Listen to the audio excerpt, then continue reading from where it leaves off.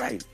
Love that. Right. This man to my right loves that. And by the way, if any man on earth needs no introduction, it's the man to my right. He joins us once again, as always, on Friday. This is Wayne's World, and we're all just lucky to be living in it. Welcome. How y'all doing? Go Pack Go, right? I'm happy to be here. Yeah. Honored to be here. Yeah, all right. And we love having you, Man, I man. love we being do. here. We man. love having you. Go Pack Go.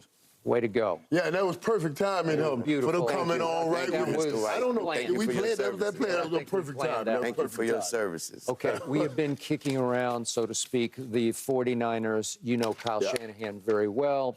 In fact, I believe he named his son after you. He did. That's how well you know him.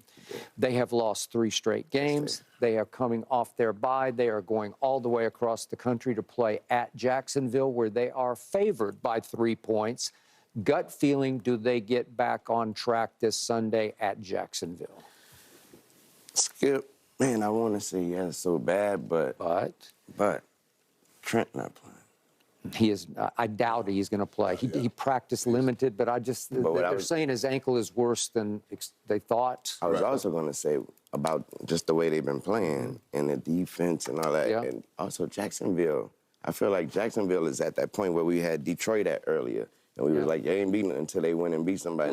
Now we respect them. I think Jacksonville right there, too. I agree. They feeling, and especially they underdogs in this game. And they're on a 5-game winning streak. 5 in a row. 5 games. And they're also coming off their bye. You know, and that's what I'm saying. I'm thinking it may mean more to Jacksonville. You know what I mean? So Okay, it's like head over heart, but your head is saying Jacksonville. Yeah. See, the desperation to not lose 4 in a row. Right, it plays here. It plays in this situation. In Jacksonville, you're right, Wayne, is sort of like Detroit was. But the difference is Jacksonville made the playoffs. Detroit hadn't made the playoffs. So Jacksonville, you could clearly see that they were going to be something to be reckoned with in their division in the league this year. Definitely. Where Detroit, you're like, okay, let's see what happens. San Francisco's getting Deebo Samuels back. Trent Williams, whether he plays or not, you're still getting a physical piece of what you're doing. Now you talk about the defensive side of the ball. Bringing Steve Wilkes down to the sidelines, in my opinion, helps a lot. Because when I was a player, I always wanted to be able to communicate with the offensive coordinator. I hated the offensive coordinator upstairs. Because when it go wrong, Michael, you know, we want to, let's sit down, let's go over. Here, come on, offensive group, let's get together, let's figure this out. Picking up the phone and looking upstairs is a little bit different. You know, I'm trying to explain to the assistant coach to go explain to him exactly what I'm trying to get done on the field. It is different. I was told about that situation because it just happened. I want to say it just happened to another team recently, last week. Either college or something like that. Pittsburgh. Brought the coordinator. Yeah, and they got a stick. There was like there's a saying about that. And it was like, when your coordinator got to come from up to come down, or either got to go down to go up, is a problem. No, it is. But here's the real problem. It is a real problem. But if he come back down or go back up after he came back down, that means it's over. Can't ride the elevator. One time, you get one shot. That's it. But Kyle Shanahan putting Steve Wilkes down, that's for the players. I think Steve Wilkes, because people say, well, what's he doing? Steve Wilkes wants to be up top. The players wants him down low because that's what they were used to. They're used to D'Amico, Ryan, and Saleh coming in and say, hey, man, listen, this is what we see. Let's try this. When I can see on the football field, all right, I can see a guy sitting inside of me, right? He's sitting inside. And I say every time I step inside, he goes down the side. Let's run a post corner. Let's run a post corner. I'm going to line up tighter. I can talk to my coach. I'm going to line up tighter. He's going to step down inside. I'll take 2 steps, throw it early.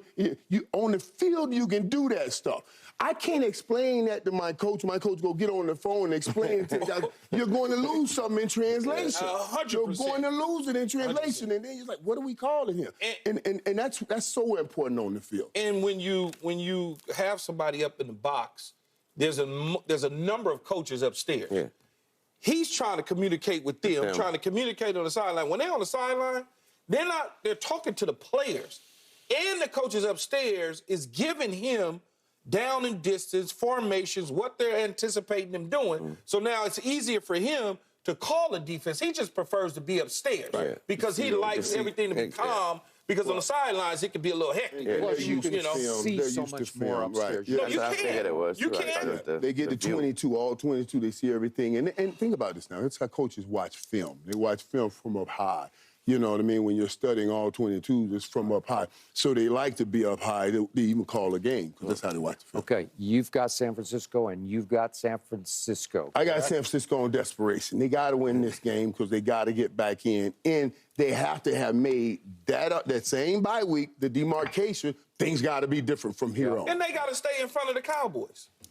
You had to bring them up. But there's another. But thank you. They do have to face the Jaguars, though. They have to. And the Jags. It's like we right. I know the desperation. Right. That's The Jags are a good team. They're 12-3 over the last 15 games. 12-3. Which is why I am with this man. I'm picking Jacksonville, but I will disqualify myself. I'm probably picking hard overhead because I'm trying to further disqualify 42-10 San Francisco over Dallas. Ever since then, when I think they played their Super Bowl, they've been pretty much a disaster on the defensive side. This is a panic move to bring Steve Wilks down to where he does not want to be because he is on the hottest seat in that franchise right now.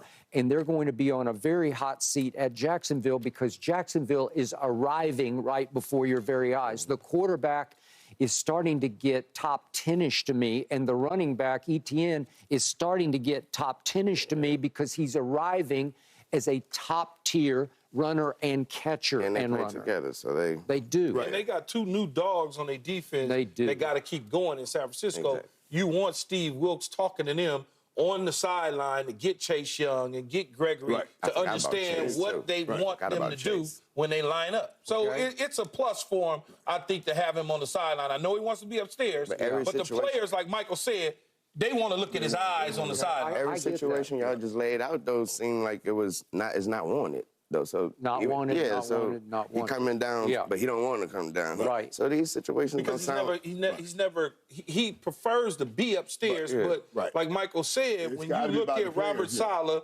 and you look at D'Amico Ryans, the players that are there are used to being able to go straight to the, you know what I'm saying? When I look at D'Amico and I look at Robert, I don't see Steve. No, you don't. No, you don't. And that's the thing. Personality-wise, it's not. Right. But they're not asking him to come down and be the fire. They want him to come down. They don't know what they're asking. Right. No. We want to have you here. Think about this. This is a great defense. And the defense is saying, we've been great with our guy on the sideline. Yes. And things are going funny, and he's up here. Everybody's looking for answers. Bring your butt down here, so let's get back to what we were doing. That's just how they. He's not going to go on the sideline and screaming hell. That's not his deal. He'll let the players do that. It's just being able to communicate. You know what I'm saying? It's like in whoever's running your board, engineering your concert. Exactly. You want to be able to talk to him when you need to. Yeah. You don't want him sitting up somewhere where it's like, well, I can't talk to you, man. Yeah. You know, that's how it is. All right, enough of that, because up next, I know it's early, but this man's a Laker fan. Is it time for the Lakers to panic? Oh, it's LeBron's fault, huh? 25% LeBron's fault. Dude, are you serious? This dude, 0%? Ben, take a seat. So, what you did earlier, right? Huge mistake. Colossal. Not signing up for Hilton Honors Points? You're a business traveler now. Time to start acting like it. When you want to earn points like it's your job, it matters where you stay. Hilton, for the stay. Right now, get a free footlong at Subway. Like the new Deli Heroes. Buy 1 footlong in the app, get 1 free. It's a pretty big deal. Kinda like me. Order in the Subway app today.